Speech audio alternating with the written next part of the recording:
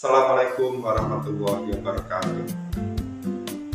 Innal hamdalillah wassalatu wassalamu ala rasulillah Sayyidina Muhammad ibni Abdillah wa ala alihi wa sahbihi wa mawala.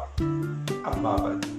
Teman-teman semua yang berbahagia, alhamdulillah, dengan izin Allah kita dipertemukan lagi dengan bulan Ramadan, bulan yang penuh berkah bagi umat Islam.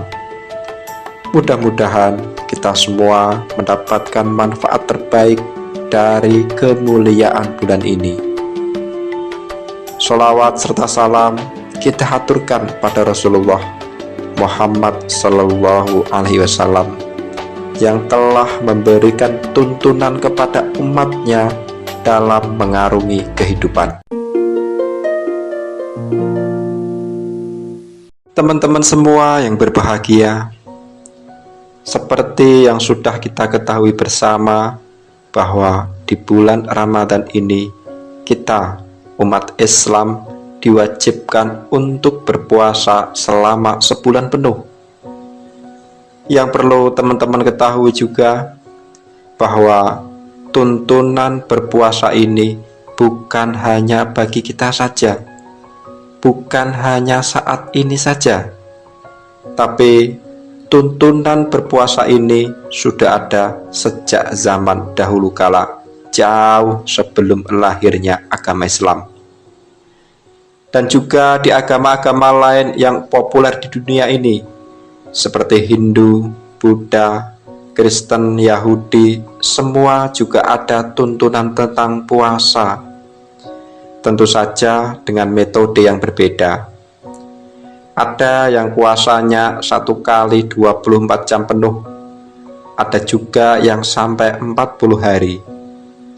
Dan bahkan di dunia medis sekalipun, ada metode tertentu yang mengharuskan si pasien melakukan puasa terlebih dulu sebelum dilakukan tindakan pengobatan. Tapi saya tidak akan berbicara lebih jauh tentang semua itu, karena bukan kapasitas saya. Di sini saya akan menyampaikan hikmah dari tuntunan berpuasa dalam syariat Islam sejauh yang saya pahami.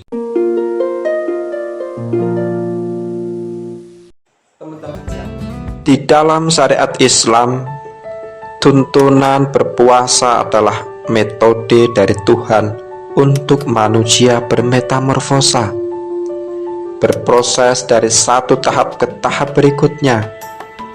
Kalaulah saat ini hidup kita masih menjijikkan, masih berbalut dengan kebiasaan-kebiasaan yang buruk, maka dengan puasa sedikit demi sedikit kebiasaan-kebiasaan buruk itu akan rontok dengan sendirinya. Seperti halnya ulat, dia yang sebelumnya adalah hewan yang menjijikkan, dengan berpuasa dia berubah menjadi kupu-kupu yang sedap dipandang. Dia yang sebelumnya hanya berjalan melata, dengan berpuasa dia bisa terbang mengudara. Teman-teman semua yang berbahagia, apakah kalian beranggapan kalau orang-orang hebat itu seperti para nabi dan wali meraih kemuliaannya dengan tiba-tiba? Tidak kawan, tidak. Mereka itu juga berproses. Jauh sebelum diangkat menjadi nabi, jauh sebelum beliau diberi amanah untuk menyampaikan risalah, Nabi Muhammad sudah sering melakukan puasa. Dalam kurun waktu tertentu, beliau menyendiri di dalam goa, merenungi nasib umatnya, dan hal itu beliau lakukan dalam keadaan berpuasa. Tidak hanya sekali, tapi berulang-ulang kali selama kurun waktu bertahun-tahun. Begitu juga dengan Sunan Kalijaga, seorang tokoh fenomenal dari tanah Jawa, di mana sebelumnya beliau dikenal sebagai Berandal Lokajaya karena kebiasaan beliau membegal orang-orang kaya hingga melekat image dalam dirinya sebagai seorang berandal. Namun berkat lelakon puasa selama beberapa tahun, beliau menjelma menjadi sosok yang mampu merubah sudut pandang orang Jawa, di mana sebelumnya secara umum orang Jawa berpandangan Hindu dan Buddha. Namun berkat jasanya, secara umum orang Jawa berbalik arah dalam beragama. Hal yang sama juga berlaku dalam lingkup yang lebih kecil, yakni diri kita sendiri, di mana kita juga diharuskan untuk berpuasa guna meningkatkan kualitas spiritual. Puasa adalah satu tahapan yang harus kita lalui, yang harus kita jalani untuk merubah hidup kita menjadi lebih baik. Teman-teman semua yang berbahagia, puasa adalah ibadah yang unik. Jika amalan yang lain diperintah untuk melakukan, maka puasa adalah kita disuruh untuk menahan atau meninggalkan. Sifatnya itu tahalli, tidak kasat mata. Karena sifat tahalli inilah yang menjadikan puasa sebagai ibadah yang istimewa. Kalau semua ibadah yang lain itu disaksikan oleh makhluk, maka puasa itu hanya Allah yang menyaksikannya.